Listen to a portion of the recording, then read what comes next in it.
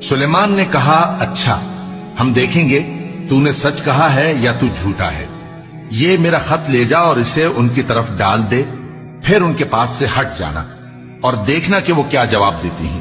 ملکہ نے کہا کہ دربار والو، مجھ تک ایک نامہ گرامی پہنچایا گیا ہے، وہ سلیمان کی طرف سے ہے، اور مضمون یہ ہے کہ شروع اللہ کا نام لے کر جو بڑا مہربان نہایت رحم والا ہے، بعد اس کے یہ کہ مجھ سے سرکشی نہ کرو اور مطیع و فرما بردار ہو کر میرے پاس چلے آؤ۔ خط سنا کر کہنے لگی کہ اے اہل دربار، میرے اس معاملے میں مجھے مشورہ دو، جب تک کہ تم حاضر نہ ہو اور صلاح نہ دو میں کسی کام کا فیصلہ نہیں کیا کرتی۔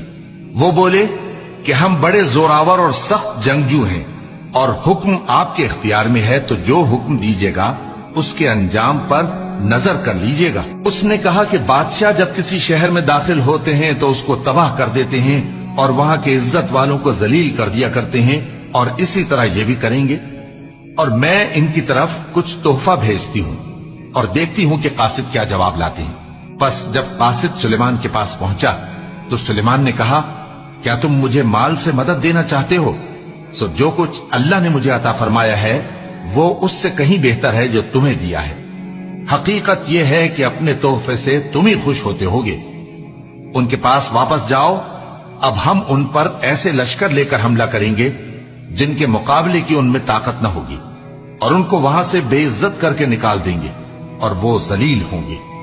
سلیمان نے کہا کہ اے دربار والو، کوئی تم میں ایسا ہے کہ قبل اس کے کہ وہ لوگ فرما بردار ہو کر ہمارے پاس آئیں، ملکہ کا تخت میرے پاس لے آئے؟ جنات میں سے ایک قوی ہیکل جن نے کہا کہ قبل اس کے کہ آپ اپنی جگہ سے اٹھیں میں اس کو آپ کے پاس لا حاضر کرتا ہوں، اور مجھے اس پر قدرت بھی حاصل ہے اور امانت دار بھی ہوں۔ ایک شخص جس کو کتاب الہی کا علم تھا کہنے لگا کہ میں آپ کی آنکھ کے جھپکنے سے پہلے پہلے اسے آپ کے پاس حاضر کیے دیتا ہوں۔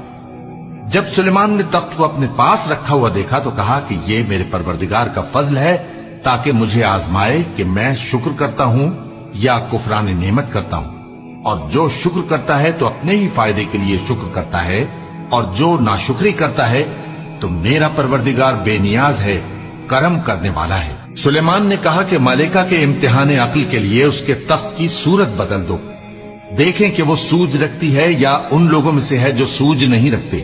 پھر جب وہ آ پہنچی تو پوچھا گیا کہ کیا آپ کا تخت بھی اسی طرح کا ہے؟